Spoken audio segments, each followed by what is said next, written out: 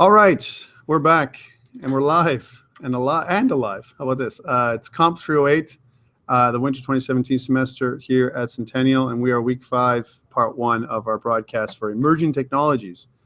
Wow, I can't believe it's already week 5. I keep saying that all the time, but it passes quick.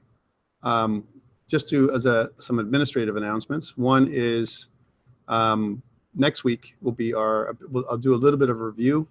Part of the lesson will be a review because the week after that is our exam or midterm test, right? So that's still going to happen, and that's the weekend of Family Day, so that we're still operating next weekend, right? Because we have Family Day on Monday, right? So there won't be any classes on next Monday, so a week on Monday, tomorrow Sunday. So just FYI, we are still going to do our exam or test. It may not take the entire lesson, we'll see how it goes, but it's going to be something that you're going to build, again, something more hands-on that you're going to do. So you're going to get like an in-class assignment to complete. You'll be doing it on your own, right? And it's going to, of course, be open book, right? So you can access your materials and so on. Now, some people are like, wait, hey, open book. It's fantastic. I love open book. But meanwhile, open book means that you should know your stuff, because that means I've taken open book into account and that I'm going to give you something to do. Now you'll have access to your files, my files, the files on the internet, all that kind of stuff. A lot of the open book stuff and the exam is not so much a test of can you remember, but more of a test of can you integrate? Can you pull things together so you can put together a little website that's with Node.js. There will be components where you put it live. There will be, right? There will be components where you put it up on GitHub, right? So you need to know those things before we get to the test. So there is no, okay, I don't know how to use GitHub, and I don't know how to push it to Azure or Heroku or whatever your place of choice is. All those things are due. Those things are the things that we're going to handle for next time. Okay, so just FYI with that. I know some people are,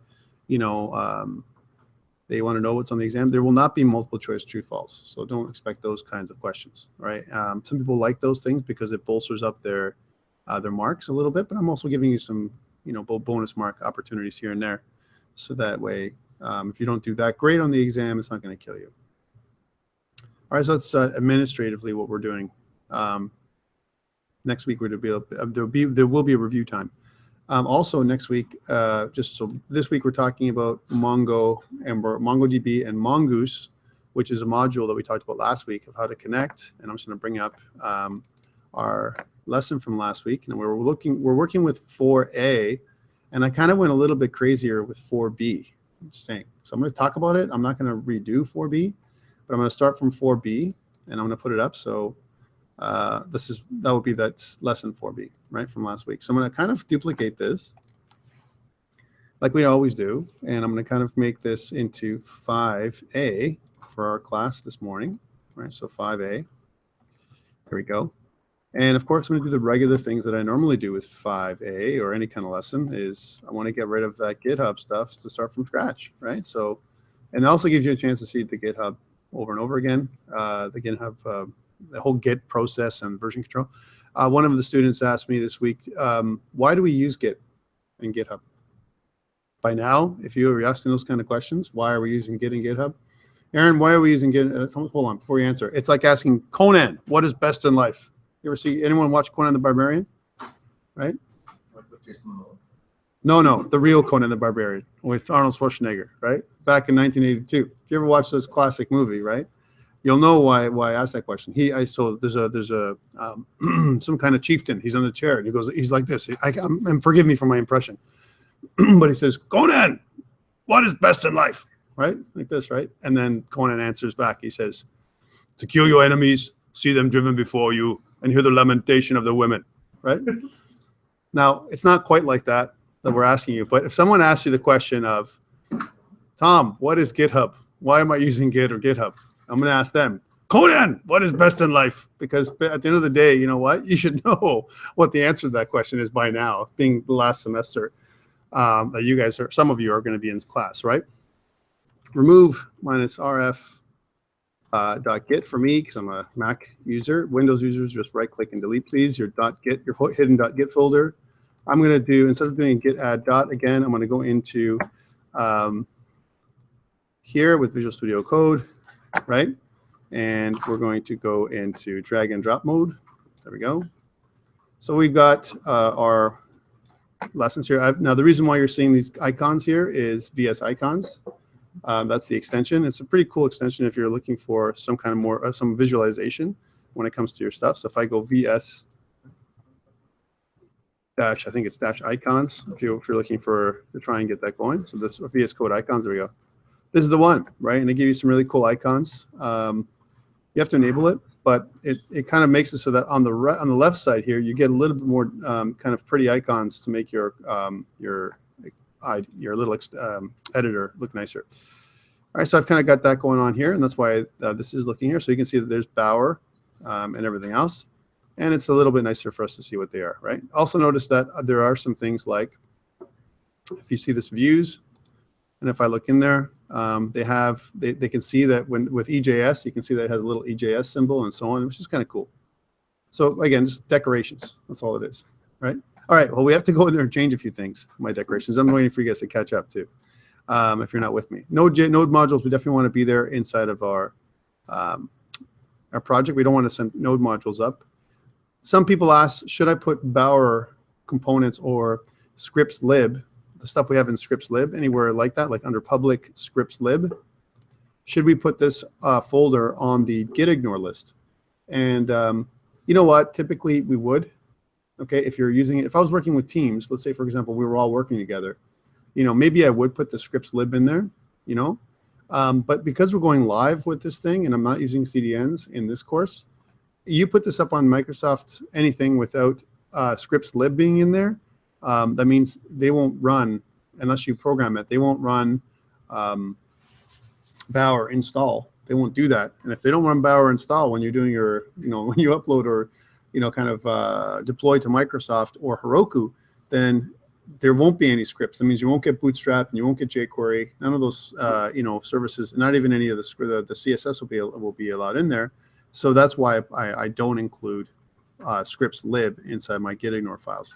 However, that being said, in a production environment, my recommendation is to go with CDNs, and that's, if you do CDNs, then you won't need scripts lib. And you'd have to switch between production environment and development, right? And there's ways of doing that with Node especially. Okay, so we have to change some of this stuff. So I can't say 4B. I want to say make it 5A. And I'm also going to do the same thing with this. It's not an intro to Mongo anymore. Today it's all about Mongo. So we're going to do full CRUD. Remember, full CRUD is create, read, update, delete with Mongoose. That's our lesson today, and MongoDB, right? And MongoDB is going to be, we're going to be using MLab. So again, if you haven't signed up for MLab by now, you should really sign up for MLab. Okay, that's one. So that's the lesson that we're doing. And we're also going to do, again, 5A. So we're going to set up that repository here. The rest is so far staying the same for Bower. Again, I'm just updating things so we can see them. And the same thing goes, just because I know this is what Welcome to Lesson 5 is going to say. That's in our description. I'm also going to go to package.json here, because that's got to change to 5A. And I'm doing that because, like I said, it's good to kind of update our files. And we're just doing, this is a lesson. In the normal course of things, we would probably not do it this way. We would keep one and continue our Git repository. Here, the great thing is about it, you can split things up so you can look at different lessons and how we evolve from one state to the other, right? So that's something that that's why I'm doing it this way for you guys. But typically, if I was working, let's say if we're working in a team environment, we just continue our Git repository, right? And maybe create branches, right? Okay, so we got that part done. Our server.js, we want to always check those kind of things out. Notice it says debug require COMP308, and this is something else that's happening with this 3B server. I'm going to leave that alone, but typically what you'd want to do is you'd want to kind of update this as well. I won't, because I'm not going to use that stuff. Web config, remember web config was a problem last time, where we talked about how if you don't have a properly formed web config, it'll block you from Microsoft Azure, which took a little bit of time for us to figure out last week. And just from a configuration perspective, we have our game.js in here, right? just to show you what I did. I created and we're going to modify this week. I created something called a Mongoose schema. Okay, so this is something that we didn't do on the video last week, but I'm going to show you what this is. This is part of discussion for today. So we talked about how, so before I put it up, I'll talk about this. We talked about how Mongo and Express and all this kind of stuff, the node stuff, we're using it in this MVC paradigm, right? So what we're going to be doing is structuring our code so it's model, view, and controller. Remember what model, view, and controller stands for. The model represents our connection to the database, right? Whatever the database is. And it's usually something to do with creating a schema. So here's an example of a schema. We made our games. Our collection is going to be games. We noticed, so the schema protocol looks like this, or the syntax. You require Mongoose, because Mongoose is our way of connecting to MongoDB, right? That's the first part, require Mongoose. And this is what this is doing is, this is basically attaching the module Mongoose. And we have to do it here as well as in app.js. And I'll go back to app.js in a second. So we need to attach or require import, which might be the best word, because we can use import as well. Import the Mongoose npm package. That's what it is, right? And if you don't have the Mongoose npm package installed, I'm just going to push this down for a second and move this up so you guys can see it. Okay. And again, I'm just going to put this in, then I'm going to put it up. If you don't have the npm package installed, then you won't be able to do this. What it also gives you is not the ability just to connect with MongoDB, we'll go over that, but also the ability for you to create some kind of class, which is what this thing represents. That's it represents what the document is going to look like. Remember, we don't have tables and we don't have records with MongoDB. We call them collections and we call them documents. So if you think what this is, it says my document in the collections games on the MongoDB server, right? You can specify it this way. And I recommend specifying your collection. You don't have to, but I do. We'll have a name, rating, and cost property, right? Because this is how it's going to look. You can specify the data type, string is acceptable, as well as number and Boolean and so on. And if you hover over it with Visual Studio Code, luckily we get some code hinting, right? So we get this kind of stuff, which is awesome. Okay. We're also going to talk about a little bit of TypeScript going forward, and I'll tell you why. Not because I want to kill you guys with TypeScript, but you need to know TypeScript in order for us to get to AngularJS 2, right? So I'm going to talk a little bit about that today as well, right? We're going to prep you guys for next half of the semester. I need you to start looking at things now, because if we don't start looking at AngularJS now, by the time we get there, it'll be a shock, right? And then it's going to be one lesson, a flurry. It's like I'm going to give it a glancing blow, right? And then it's going to be done. And you're going to be like, what was that? That was an Angular 2, right? That was like Tom throwing Angular at us as an option, right? Which is what ends up happening every time we do emerging technologies. All right, so this is what the schema looks like, and I'll tell you how this connects. Notice that on the bottom, I'm using module exports, and I go, which is the Mongoose model. Model is a method, right, of the Mongoose object, right? And what it does is specifies two things, right? One is the name that you're going to export of this class. So the game class. This would just be the game document. All right, that's what it'd be, almost like an object, right? So if I was going to relate this back to Visual Studio and ASP.NET, remember we had, for people who did it with me, we had a model class with ASP.NET MVC, and inside there, the model class represents the table structure. So my model class now represents the document structure, right? So names, rating, and cost. Do I have to have a schema with MongoDB? What do you think, Aaron? No? No? No, you don't have to if you really don't want to. But why? This makes it structured, and it gives us an idea that all of our models are going to look like this. We're going to extend this model today. We're not going to just have names, rating, and cost. We'll talk about this. So what we do is we sit there and say we have to name the object. We're going to call it the game schema. It should be relating to the document type, right? So the document is going to be called the game document, right? Game. And so the game table or games table. If you want to really go for the thing, it should say games schema, right? And we can modify this later. And then the collection would be games, just like it says here. So this should be really not this. I'll just change it now. So it should be games schema. It doesn't really matter in the thing. The reason why I made it game schema because there's two S's, but it's okay. We'll leave it this way just to make it more understandable. So this is the first thing. So game schema, and then this is the stuff. And down here you have to mention what's the object that you're going to be exporting. It's going to be called game.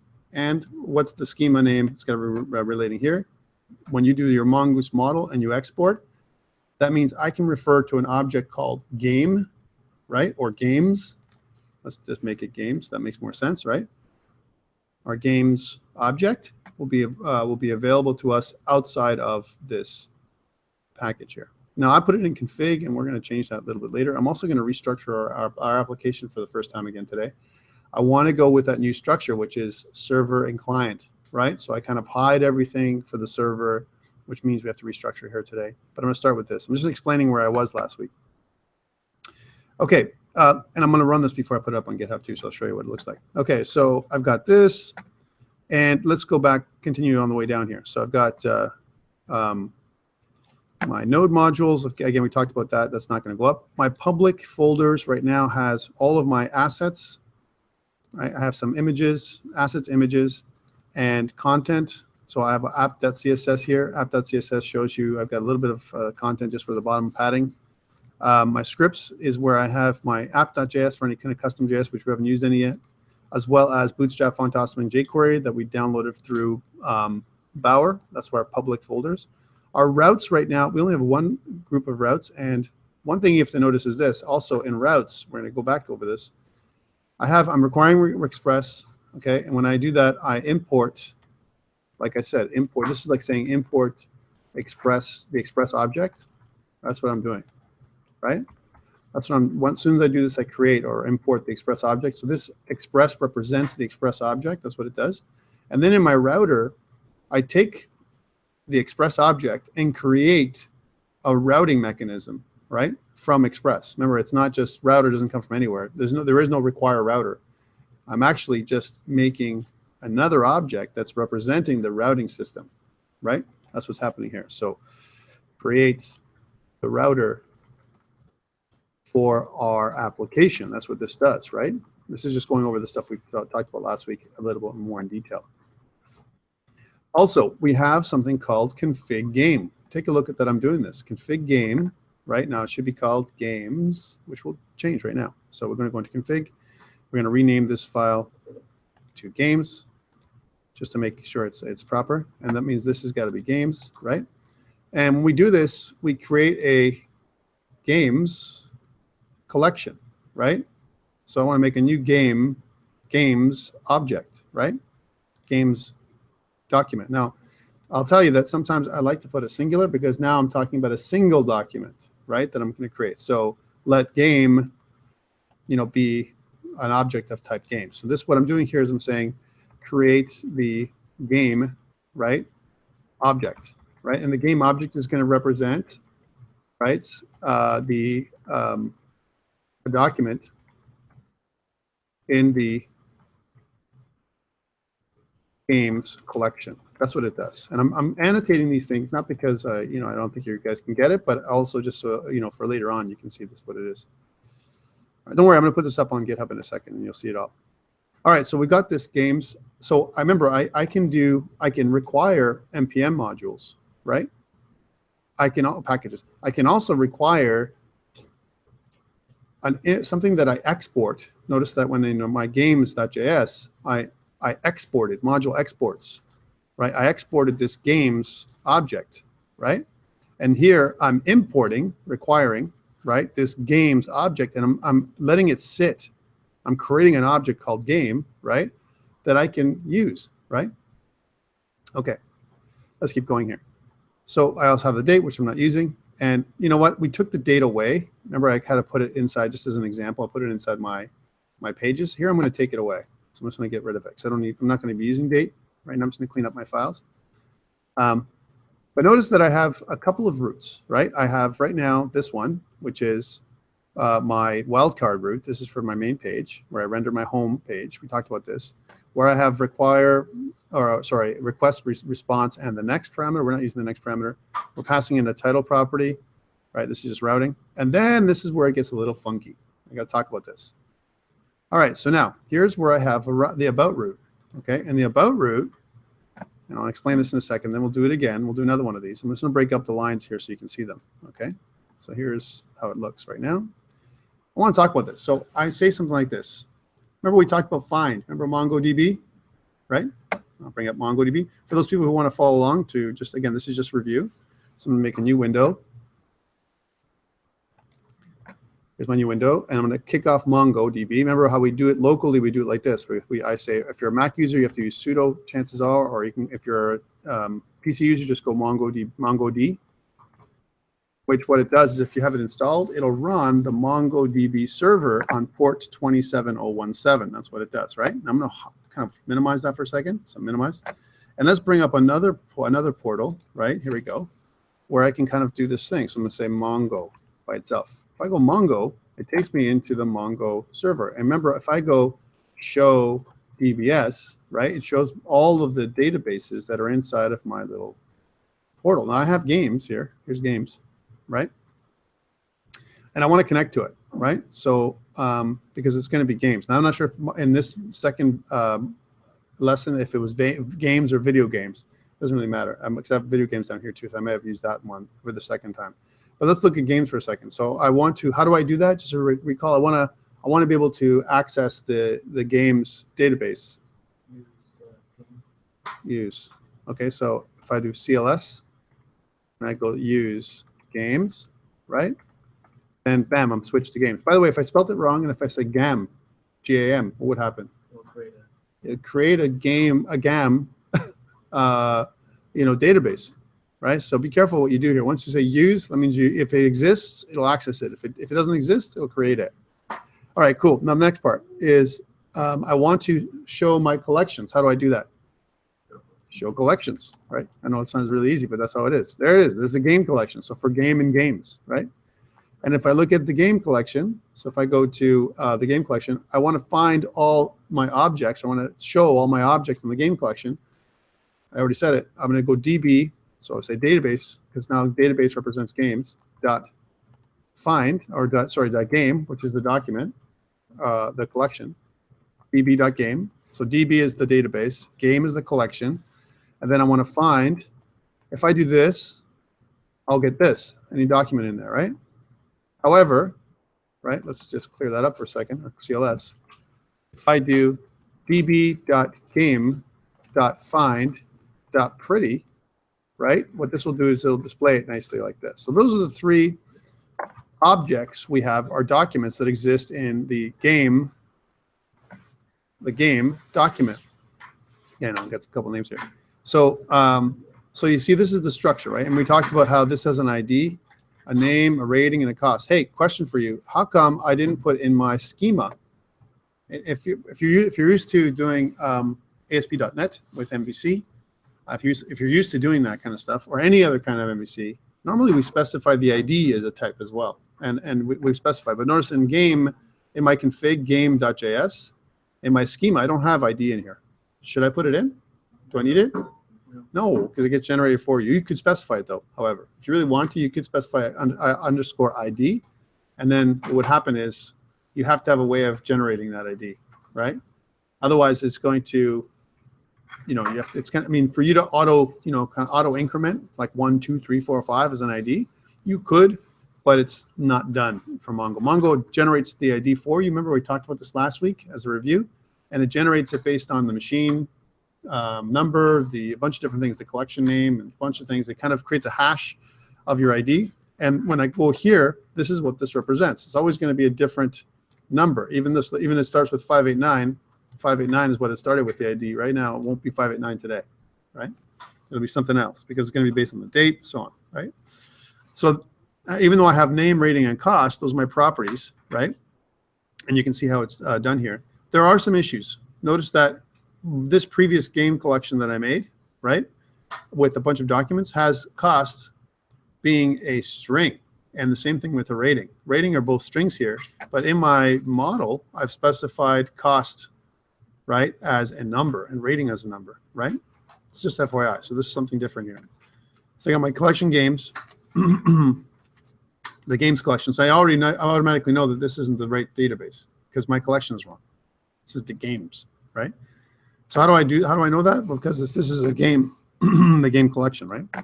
All right, so remember we made 2. So let me clear the screen here. I want to use the video games. I have this, you may not have this, video games database, right? And then I'm going to say show collections, right? There's games, right? And then I'll say db.games.find. Is it? No, it says the collection. What do you mean? Is db.games. It's good that you're asking these questions. db.games.find.pretty. I have these two. Notice that now I just kind of do the same thing here. I made them so that they're numbers with my schema, right? As opposed to how I entered them manually by creating them as strings, right? And they also do have a different hash completely than the other ones. They're totally different. Notice, but they do follow a pattern. So 811, and here's 812, right? So they do have a pattern. They're almost identical. They have a numbering scheme. It's just that it's not something that's as easily understandable. Okay, so we have a couple of things here. This is how it looks in the collections. And I just wanted to mention that this is what the Mongo schema looks like. Back to routes for a second. So I'm using this game fine. So here's my route, my about route, okay? Remember, I had my 2 routes. My one route was the wildcard route, like I said. And then I have the second one, which is my about route, okay? About route. And then I have request response next. This is kind of what's happening. I have an arrow function. This is the callback function. I could make it a named function if I want to, but I don't. It doesn't make any sense. And as I'm scrolling down, I can see this game.find. This is equivalent to our db.collection.find. I'm doing the exact same thing. I'm passing in 2 parameters here inside this anonymous callback, right? One is error, if I get any errors, and games, right? Games is the title, right, of my collection, right? That's what I'm kind of finding. So I'm saying something like this. Find everything in games, right? It's like doing a find pretty, right? Or sorry, a find without being pretty. And then I do this. I check to see if there's an error. If there's an error, output what that is. Or you can say there's an error connecting to the the games collection or something. Most likely there will not be, because it'll create it for you, right? And then if I'm going down the pipe here, I have in the else. So here's my else, right? So I go to if else. Inside the else statement, I have here where I'm rendering. Oh, that's a different thing. Look, I did my rendering right here before. Res render renders a view, which is my index, right? Whereas down here, res render doesn't render a view, right? The way it did before, it does render a view, but it goes inside my else statement. Now, because this is inside my else statement, which is inside of this this function, this anonymous function here, right? And if you guys know about how functions work in JavaScript, then you should kind of know how to do that if you're doing emergent technologies. If I have a function, if within a function, I want you to think about it, the parent function, whatever it has in it. In this case, the parent function would be this one. This is the parent function, right? And down in here, I've got something else going on. This part here is a code block. This code block, because it's inside of this parent function right here, I have access to the games object, right? It's right in there. So I can do something like this. Render, and I want to do 2 things here. When I render the content page, I'm not just passing in the about title, but also a reference to the games object. See how that's going? So I'm passing in the games collection in there. All right, that's important to note. Okay, now, nice, sure, but why? What does this do? Okay, so I've just did a find on the games collection. I'm getting information from the server, right? If everything went well, and it's being stored here, and I'm passing it in with into the view, because I'm using the view engine EJS. I'm passing it into the view into my content about page. So if I go to my views, remember my views should hold partials. There's all my partials, right? As well as my content pages.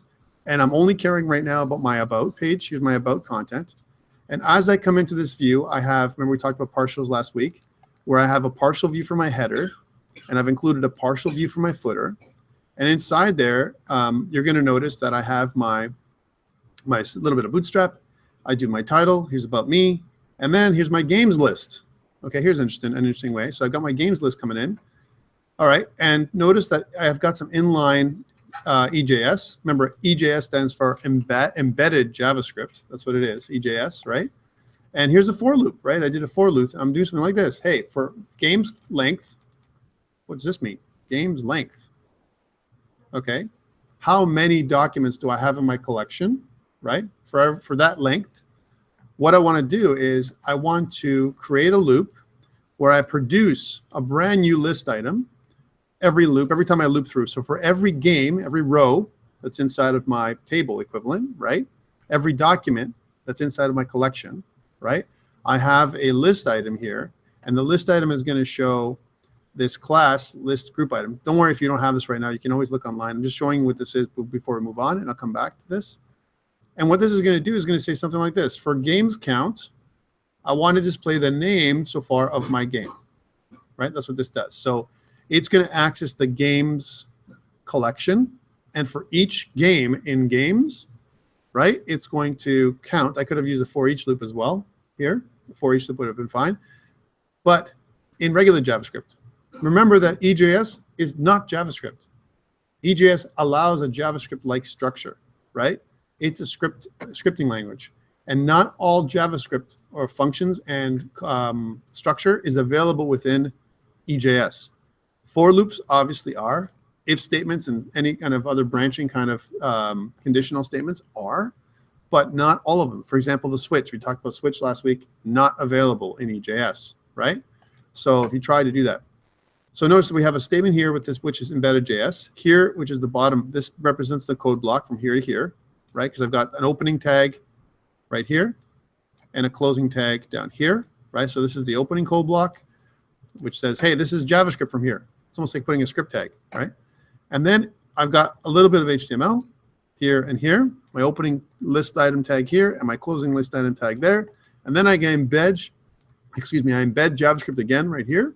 And this JavaScript basically says, because I need to use the equal sign when I embed an actual value, I'm injecting the value of games count name, the name property of each of my documents, right? Every time I loop through, the name property is going to be injected into this list item. So it's going to create a list of names. That's why it's the games list, right? Cool. All right, so we'll get back to this later. But that's how you do simple routing when it comes to pulling off stuff. Now notice I had to include a reference to my Mongoose collection, my Mongoose package, right? So import Mongoose npm package. I have to do that here too, right? So I did it here. Look what I've done. I've done it here, right? I've done it in my config, right? And let's go back to app.js. I'm going to skip some of these for a second. Here's app.js. I did it here too, right? I got to require Mongoose here, right? And I'm going to require it some other places, right? So just to note that this is the one you've already imported before. Yeah, it's the same one, right? Why? Because each document, you might think, well, hold on, do we really need all those? You're going to see that sometimes we do, right? You can import the already imported Mongoose if you export. Right. Right, but be careful. Be careful. Sometimes, from a code hinting perspective, and understanding if that it exists. Sometimes when you import, unless you export that Mongoose imported, then it won't come in, right? So sometimes it's like doing it the same way. It's like I'm just importing it again, right? So this is what's happening. So I've required Mongoose, and this time in my app.js, right, I'm redoing this for a different reason. When I import the Mongoose npm module, right here, that's what I'm doing. Mongoose itself represents, again, a connection to the database, right? And there's different things here. I've created a URI, right, which is my local host video games. I've also have one to MongoDB. Here's my MongoDB ones that I created, right? So you can, or MongoLab, MLab, right? So I've got, this is the local one I'm accessing right now, right? I need to use the connect method of the Mongoose to connect to the database. So basically, connect to the Mongo DB, right? MongoDB, how about that? Mongo database, right? While using the URI above, right? So we're using this thing we specified, Mongo localhost video games, where localhost is the server, Video games is the collection. Sorry, the database. Notice it's the same thing when you connect online with MLab. MongoDB is the service type, right? But I also put in a username and password in there. We typically use username and password to connect, and then it gives you the connection for the host. This is the host name in this particular case for MLab, and then this represents the database, right? So that's what this URI does. As we go down, now what I'm doing is I'm saying the following. I'm saying let DB, so create a database object, right? And object, and make the connection to the database. This one here defines the connection, connect, right? And this basically makes actually it doesn't make we may make a reference to the connection, make a reference to the connection. That's what we're doing here, right? So when I make a reference to I connect here. Here I make a reference to the connection, so I can do an event handler, right? So listen for a successful connection, excuse me, right? If it's successful, right? If it's not successful, it'll give you an error. If it is successful, then I will be able to open the connection, right? And then I can say to the log, connected to Mongo. Slightly different syntax from what we used last week. Excuse me. And then we get to this part where my index, I require the routes. So this is my index, is the index of my routes, the index.js that's inside of my routes folder, right? So here's my routes folder, and there's index.js, right? And here's my Express app, and the rest you guys have seen before, right? So this is the as normal. Okay, so nothing different there. So that's the connection. Now this is neat, but I shouldn't be doing this here. Remember I talked about this last week? This is wrong. I mean, it's not wrong, it's just bad form. All I want to do here is import my modules, which is okay to do this, but I should be actually doing a couple things. One, creating this somewhere else, this piece, and at least holding this part somewhere else in a config file, right? Okay. And this up here, config, shouldn't be called config. It should be probably called models, right? Because that's my models folder, right? This is my Mongoose models or schemas or whatever you want to call them, okay? So we have some work to do. I just wanted to point all this out before I put it up on GitHub, because now if I were to get GitHub and put it all on there, problems, right? Let's run this thing before I put it up on GitHub to see if it all works still, because I just changed a bunch of stuff, right? And changes are always bad if they're not tested. So we're going to go to here and first of all, let's quit. Yeah, quit. We're going to quit this. And what I want to do is exit this one and come up with, open up a terminal in here. Some people ask me, should I make I use the Visual Studio Code's internal terminal. It's okay. I don't mind it. If you want, that's how you work. I like this way because then I can detach it and kind of put it away. And I can always have it up, but everyone's different. So you work with your own pace.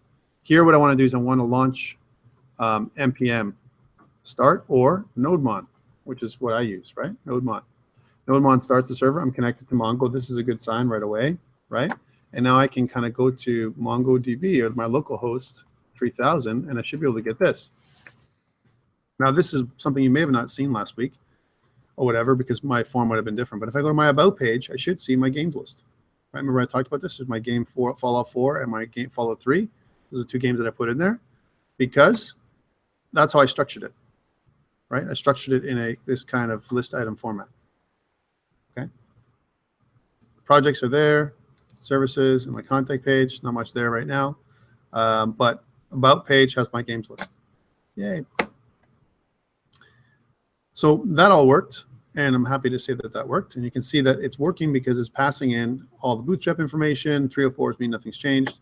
Contact means that everything's okay. There's the 200, right? 200 means everything's okay. And 304, that code means nothing's changed, right? And then serving up these scripts and the pages that I've requested as I click through, that's what it does. let's stop the server. I'm ready to go now to finally to GitHub, right? So we're going to do a clear screen and git init, git add dot, git commit -m. These are all things you've all seen before in spades. Initial commit, nothing new. Fantastic, clear the screen. And let's create a Git repository. I'm going to store everything. So I'm going to go to GitHub. GitHub was really funky this week too. I don't know if you guys have noticed that, but it was really slow on when we were together, when I was actually up north. Really slow, like super slow. Like I'm talking about, like you would upload something on GitHub I was on Wednesday. I would upload something on GitHub, and then I would wait. I did a push on GitHub, and then I would wait. And it would wait sometimes for like 2-3 minutes. Which, I mean, you might think in the scheme of things, who cares, 2-3 minutes. But if you're doing continuous integration and I'm doing a video, I'm like, where did it go? How come it didn't go to GitHub? And then a minute later, it's there, right? And I was like, wow, that's weird. Why is it doing that? And I think they were doing some maintenance, obviously, with the changes that they did, right? All right, so I want to make a new folder here. I'm in the wrong place.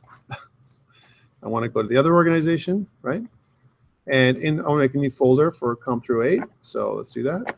A new repository. So COMP308, winter 2017. And this is lesson 5. Go. And let me rename that. Lesson 5A. Right? Yeah. See how I did that? I made a mistake. Happens. And now I can take this funky thing, this part here, and connect. I'm going to take these last 2 things again. I'm being lazy, but I apologize. And I'll just right-click and paste. There we go. If you're a Windows user, it's the same thing. And I put this up to GitHub.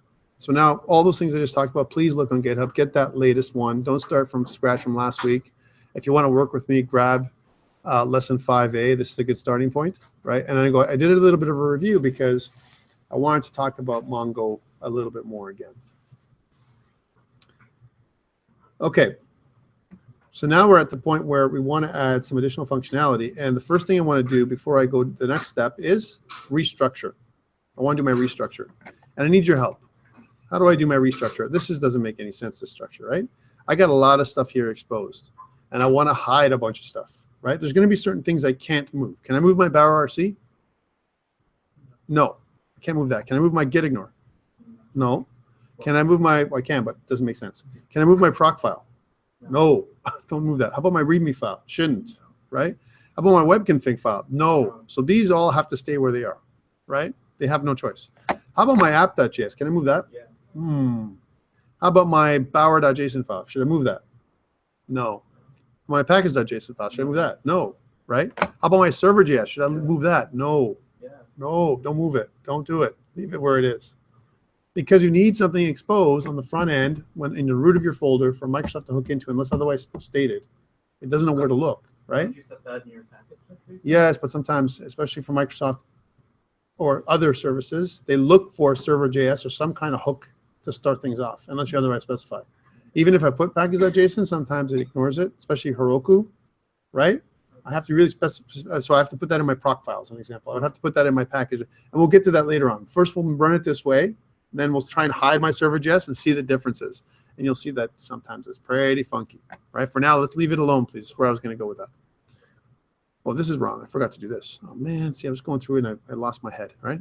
This should have been 5A, not 4B. Oh, okay. Let's update it on here. I can do that, right? I'm going to go to my README file, right? And I'm going to update this. It's going to say 5A. So I'm going to go raw. That's raw. And if I want to go back and click on this little pencil, you can see that it says 5. I can put whatever I want here. I'm going to do the update right here, 5A. Here's 5A. And then this would not be intro to Mongo, right? It's going to be, see if I still save that. I probably didn't. Arg. I hate when that happens. So it's running perfectly, but then it's this, right? I want all this statement here. So put that back in there, which is what I want, right? So that's what this is, and I'm going to save this one, and I'm just going to say where it says update README. I'm going to accept that as a update. Oh, now I have one commit. I'm one commit ahead of my local package, so I need to pull this back down. So if I'm going to go back to my terminal here, I'm going to say git pull origin master You can actually just say git pull. That would work too. But I'm specifying here that I'm getting my folder, my file, right? Because I updated my my README file that way with git pull origin master because I updated it online. All right, cool. And if I check my folder structure now, and if I go to my README file, you can see that that change has taken effect. There it is, 5A.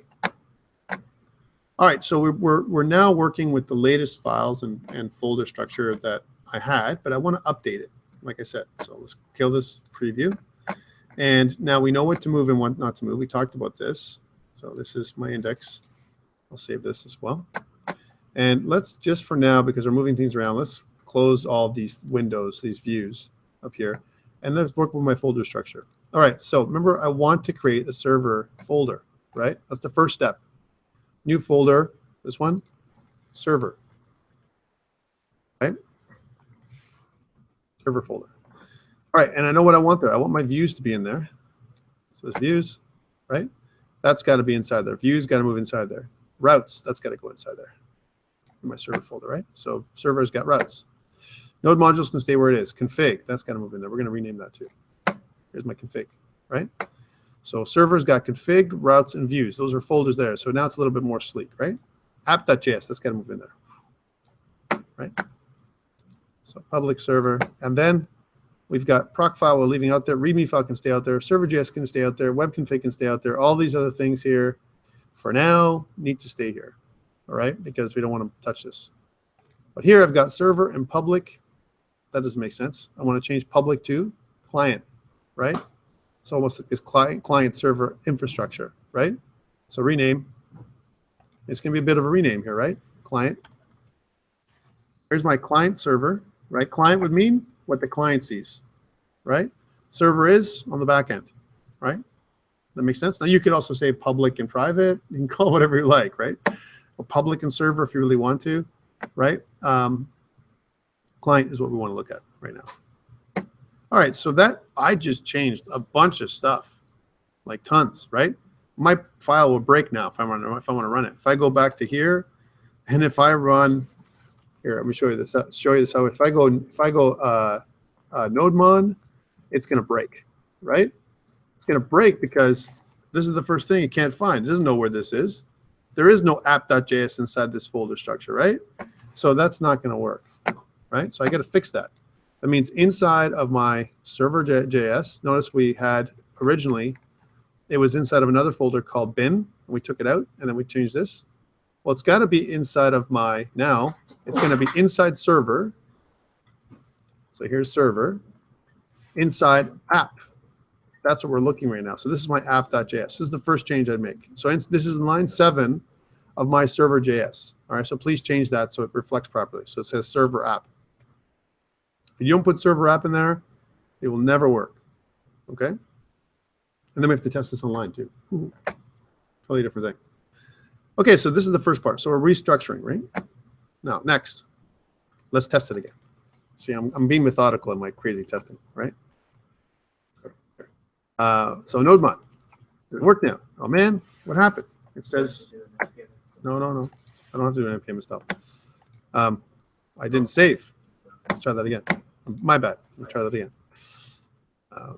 See, clear. Sorry. And I go nodemon.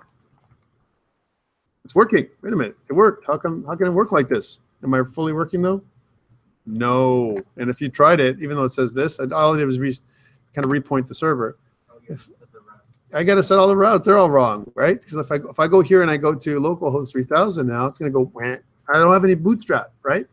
Because it was looking for the public folder to add to my path. So it doesn't understand where everything is. So if this is not added properly to your path, you're going to see this, right? That's the next step I got to figure. Okay, so I got to go back.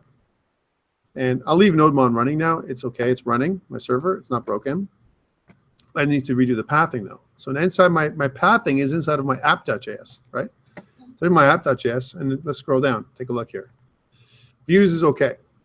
Because relative to what we did, views stays the same. But this, public, do we have a public folder anymore? No, we called it client. So this got to change. Save. When I save, reboots the server, reconnects to Mongo, right? This is all the same. If I go back up and change this thing and refresh, Oh man, what happened? How come I'm not seeing? Is it relative to the directory? What happened? How come it's not generating my views? Let's go and see what that. First of all, did I save my server.js, right? Or app.js? Well, look, I'm in my apps, right? App, and I'm going to client. Client's part of my path, right? I'm in server, right? So is this correct? No, you gotta go one up the name. Right. This isn't correct. Client, I just can't change the name, right? Path is totally wrong, right? I got to go up. I got to go up one, right? And then go into client. Let's see if that works. Refresh. Yeah, right? Does it do everything else? Is all my other stuff working? If I don't got this working, I'm not going to put it up to the thing. So far, so good. I've got my thing working. All I've done here is change my routes, and because I've encapsulated all my stuff inside my server folder to make it a little nicer, right? And better structured. It's a much more a flatter architecture, right? So I have two parts. It's almost like I have two homes I live inside of. I live in my client home in the summertime in Greece, somewhere warm, but there's no snow like today. And I live in the snow in the server, right? Right? Because those are the two different homes I have, right? That's the kind of stuff. And I live in two worlds, put it that way. Okay, so here's my server, my config. I'm not sure if that's the right structure for my that I want to put that in. Put that together.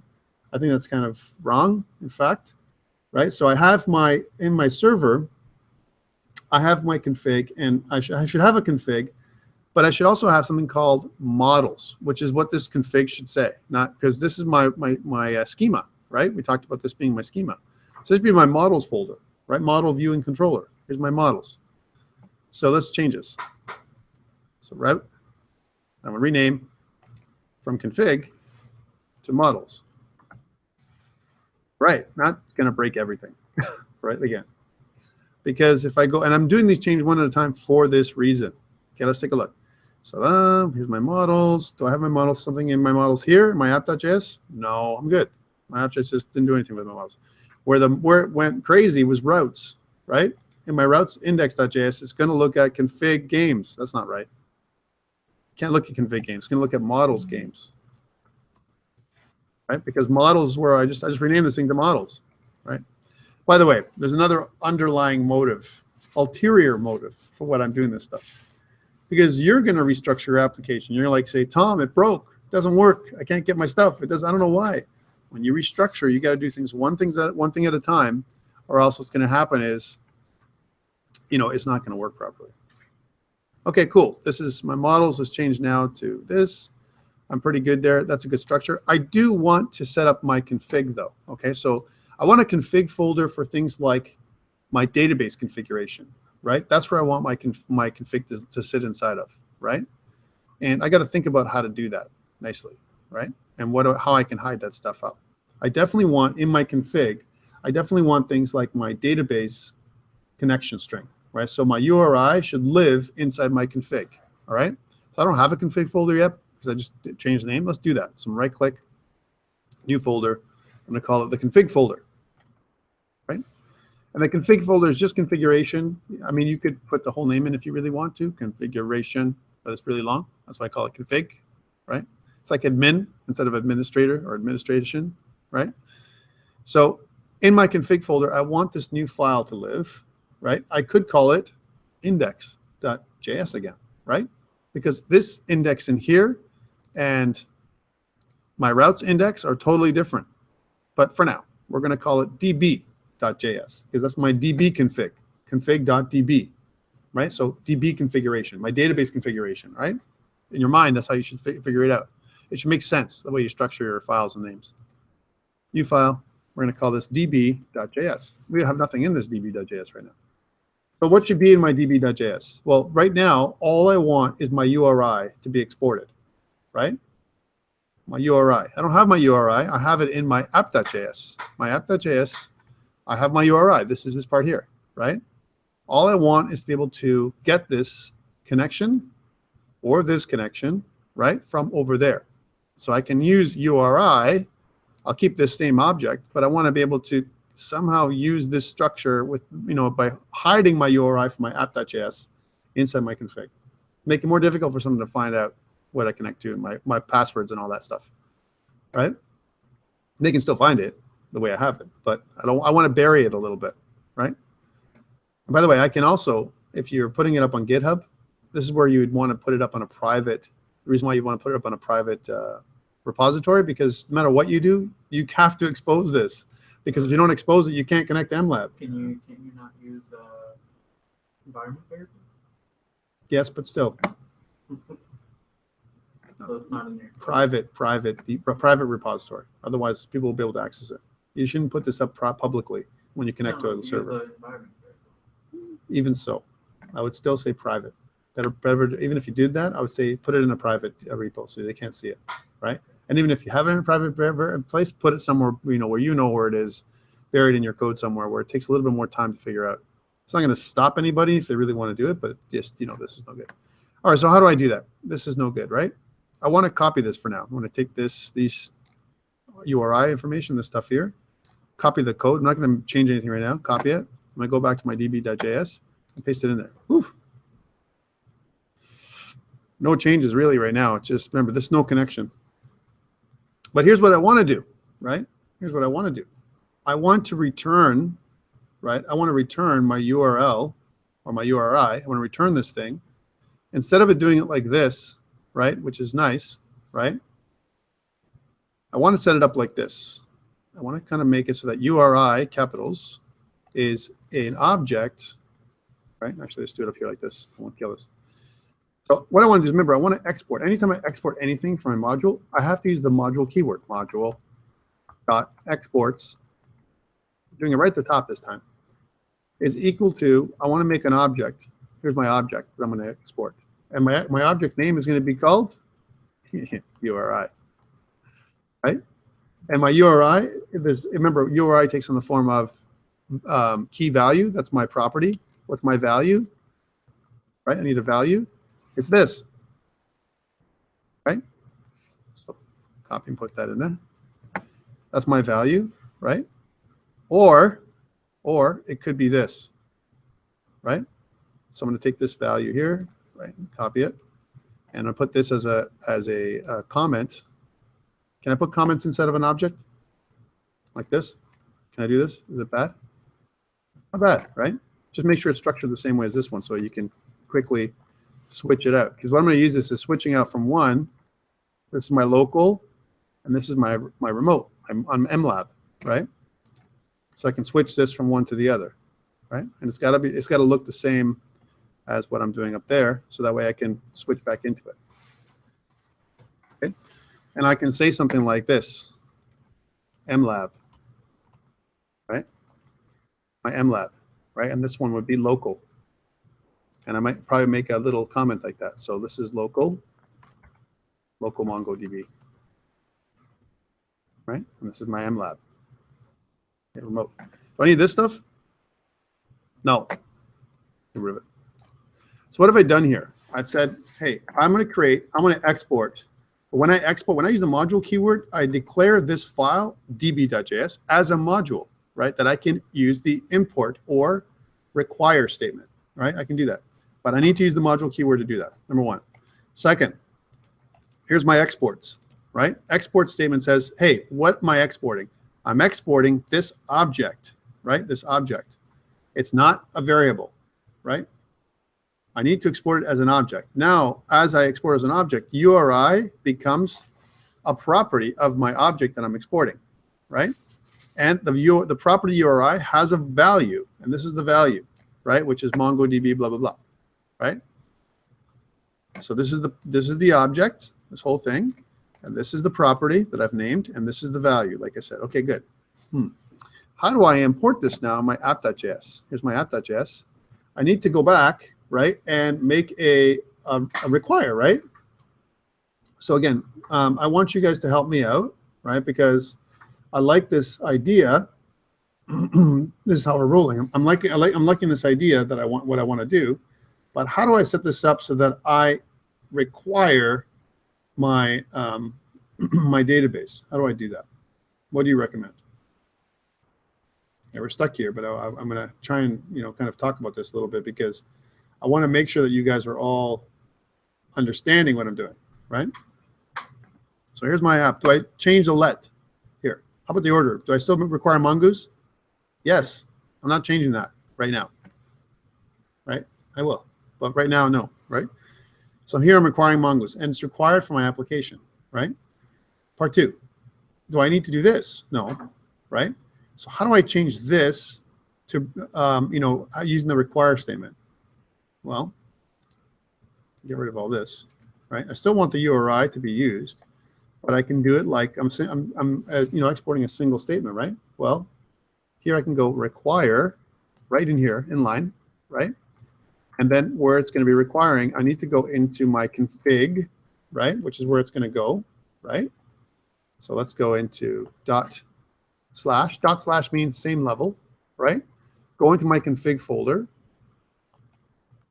And inside my config folder, look at DB. Yay. That's it. So what this is saying is, hey, go into my config folder, look at DB, and if it's a module that exports anything, take whatever it exports and create an object here. Now, is this correct? No. So what I probably want to do is something like this. I want to rename this DB, right? As in database. This is my database connection. But I have a DB down here. Be careful. Same name, right? I could call it something else, like, Mongo config, or config might be something I want to do, like config.uri. This is more accurate, config. All right, here's my config. Let config require is equal to config, right? Now, what I want to do is I want to do something like this, because it's in DB. Config has a URI. Look, when I hover over it, look what I get. This is the beautiful thing about Visual Studio Code. It tells me what I'm getting, right? It means config has a URI property inside this object, which returns a string. Okay, cool. That means I could do something like this here. Instead of having URI, which I don't have locally, I just can call it config.uri. And now my URI comes from this place. And this is import the config module. That's what I'm doing here, right? My module is local. It's not an NPM module. So this is how you do it. I'm showing you this as a stupid little example, but because you're going to need to do this later on, right? I'm going to say here's a variable. I want you to pass it from one module to the other. How do I do that? This is the way. And I'm going to repeat this again so you guys see this. First, you use the module exports, kind of combination of keywords, right? You create an object or some kind of thing that you're returning. You create key value pairs that you're going to return. URI would be the property, right?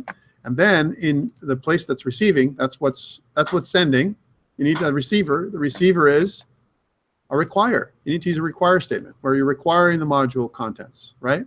Inside some kind of variable name, which is going to hold the object. And then you can use the dot accessor methods, right?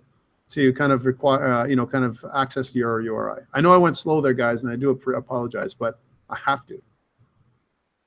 All right, step 1. Let's test it now. We did all that work, blah, blah, blah, right? And we saved everything, and it's connecting because I've been testing it the whole time with NodeMod. Right, cool. But does it work? And we need to make a connection. I want to make this connection to Node, Heroku today. I want to create another Visual Studio thing on Azure website. I need to do all that work because I need to connect all this stuff.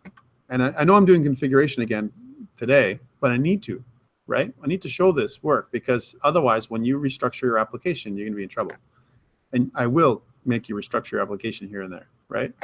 And you'll have to do it too, but for yourself. You'll have some kind of requirement, some need, right? And then you won't know how to do it. Okay. Let's get this moving. So what I want to do is I want to go here and I want to notice that I've deleted all these things. These are all the changes I made to my structure. I want to stage all these changes and I want to go up to the top. Notice that there's a little slider. I'm going to use the integrated get for a second. I'm going to go to changes and click this button. What does this button do? Well, if you hover over it, it says stage all. Staging means get add dot. That's what it's doing exactly, right? Click, get add dot, right? That's first. Next. Git commit -m and then whatever I've done, right? Well, that's what this is. So restructured project. What I've done, right? Then click this check mark means enter. So git add dot, git commit minus m, and then restructure project, enter. I've done those two things. Yay. I need to push things up to GitHub now. So I'm going to go here to these little ellipses and click push. And then if everything goes well, it's going to see this little thing moving here. Yay. It's going to push everything up to GitHub. Let's check to see if its GitHub is working today, because before it wasn't. Refresh, right? And now you can see I have 3 commits. My commits are initial commit, update my README file, restructured project. And if you look up here, you can see that my project is indeed restructured to Sura client, right? And now I'm ready to go to my Azure. I'll do Azure first, and then I'll do Heroku. Okay, we have a problem though. Before I go to Azure, it's not going to read anything in Azure because my local database, MongoDB, right, is running here, and I have no access to MongoDB locally, right? I want to have my Mongo working on MLab, right? Okay, first let's stop my connection. And what was that? You use the same environment variables like you did with the port. So that way, if it's local, it'll work locally, and you don't have to make any switches. How do I do that? So I'll stop this, right? So Aaron's suggesting that we make change to our environment variables. Because well, in Heroku, you can have that, like how we have for the port. Let's go. Let's do it. Instead of talk, a lot of talking a batch. Let's talk this stuff. Let's talk. So here's my environment variables. Here's my port, right? Yeah. This is on my server.js. So I do it here. Like where you set the URI. Right. I can't do that here, right? Because this is just me connecting to my server. And this is where we did that. This is where the Express generator puts everything, right? Because inside my Express generator, it says, hey, normalize port. Here's, I use process.env.port.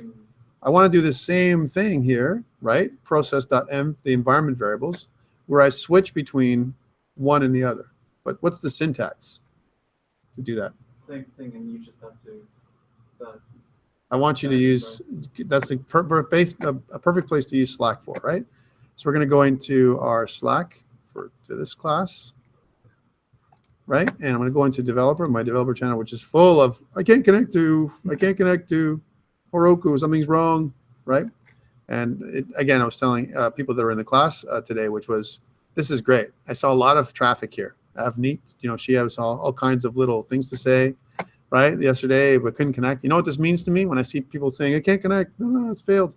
You guys were working on your assignment yesterday, right? Last minute. That's what this means. That's why I didn't answer anybody, right?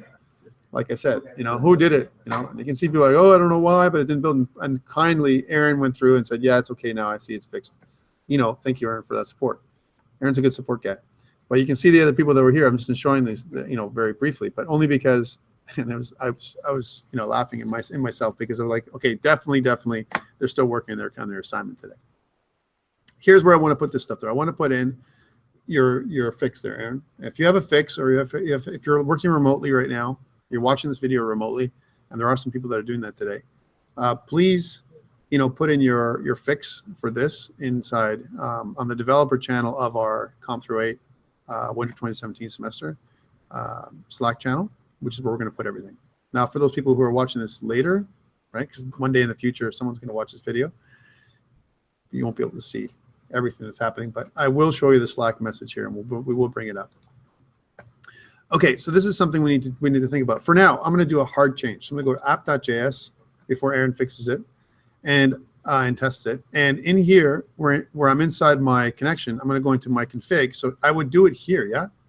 I'm going to do my environment changes here, right? Because this is where I notice where my URI is being changed up, right? So I want to switch from one, if it's local, and depending if I'm online, I want to change it to this. So if I push this to GitHub, and if it goes to Azure or if it goes to Heroku, it's going to switch my location of my URI from local to Heroku. For now, we're going to switch it the other way. Remember I talked about this? Where I'm going to kind of kindly take this thing, cut it, and put it inside here. Local MLab, and then I'm going to take this part and put it down here, right? See what I just did? Yay!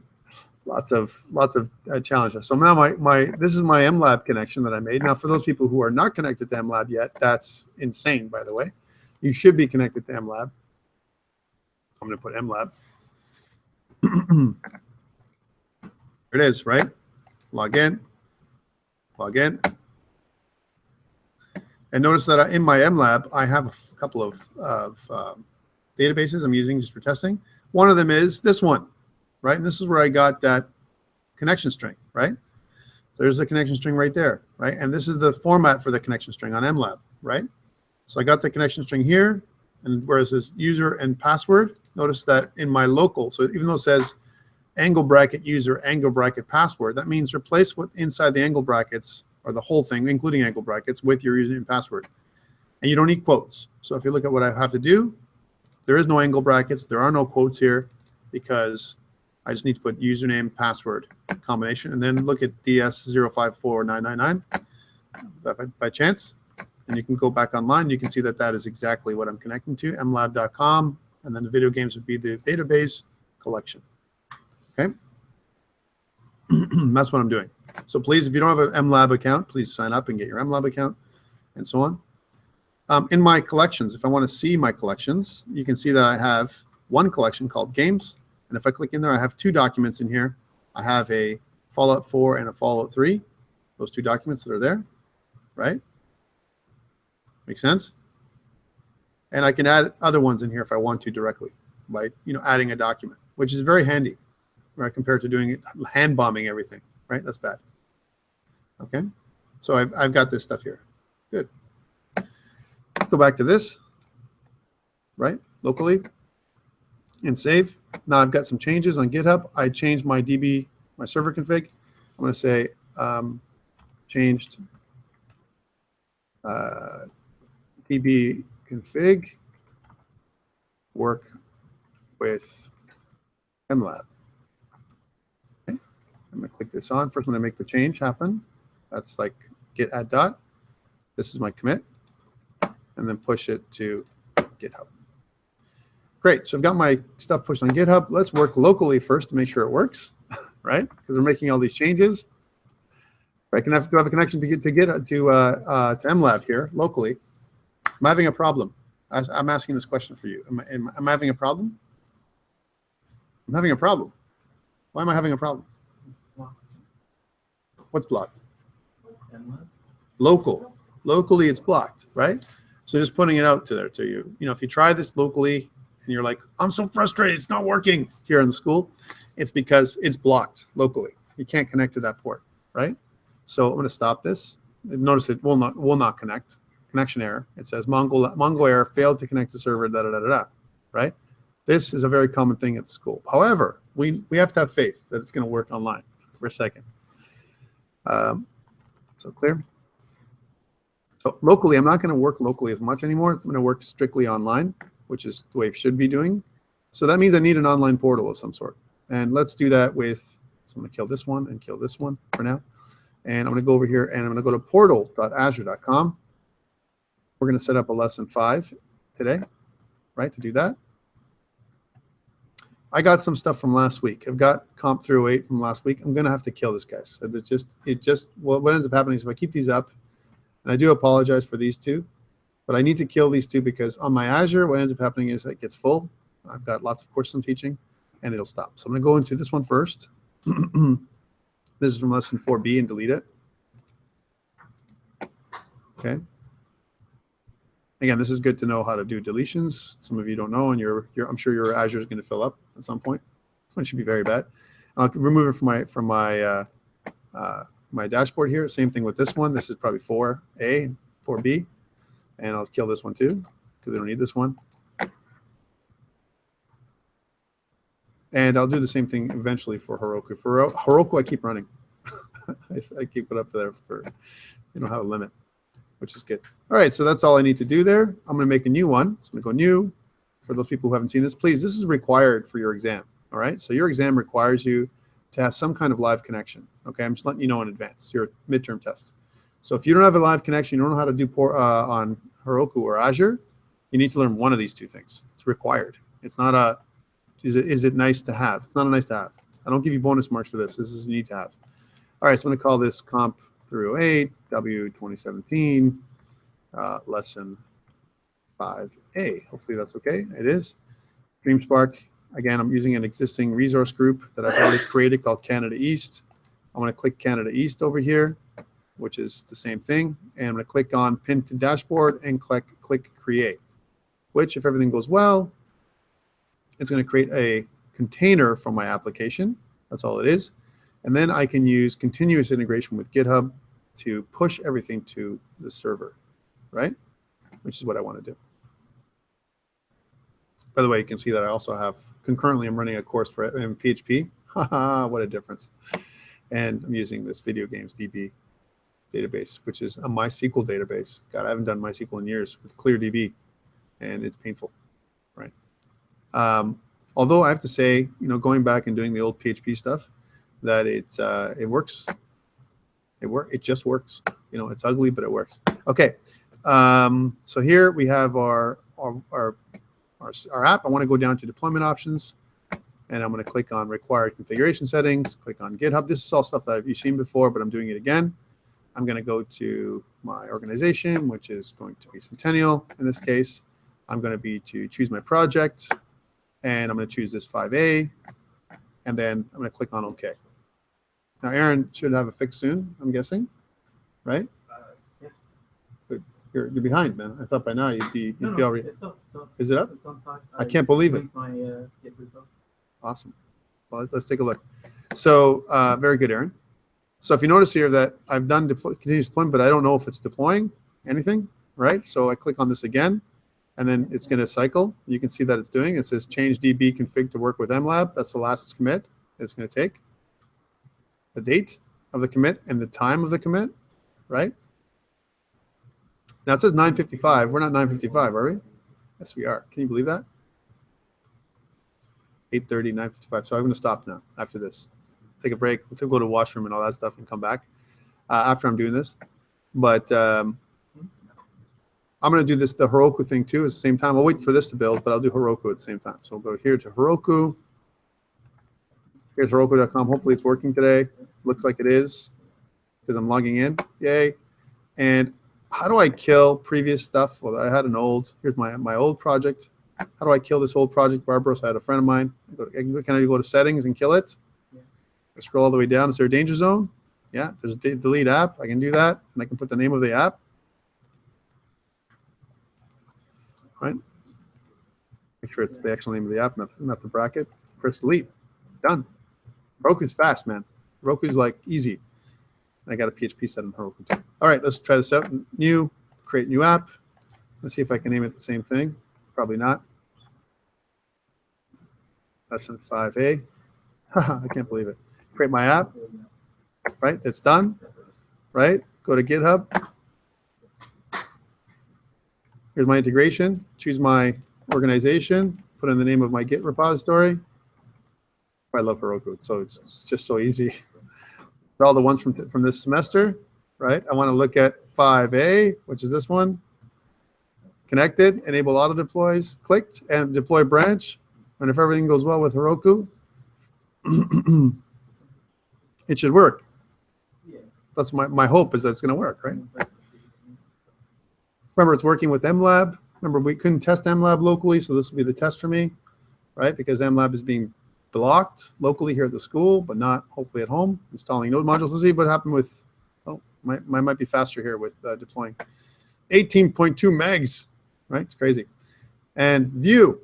And if we did everything right with Heroku, then we should see an application, right? And we should be able to go to About and see my list of games. Pretty good. Let's take a look at what happens with Azure. Azure's good. It looks like it. Anyway, go to Overview, click this little button, and we should see the same thing on both Azure and Heroku. Now, I'm hoping that when I go to Azure About, I get MLab connected. Yay, we're good. So that's both. Now we've seen the process from end to end, right? To kind of create your app. We restructured our app at this point, and then I put it back up on Azure and Heroku. We're going to have the fix after the break where we kind of go in there and say, I don't want to switch. I want to do locally when I'm local. And when I'm not local, I want to go and do remote so I can continue to develop and not have to worry. Okay, so let's take a short break. We'll take about 15 minutes, get coffees and all that kind of stuff. So people looking online can take your 15 minutes. It means we'll be back around 10:15 in that range. And then we'll come back and continue.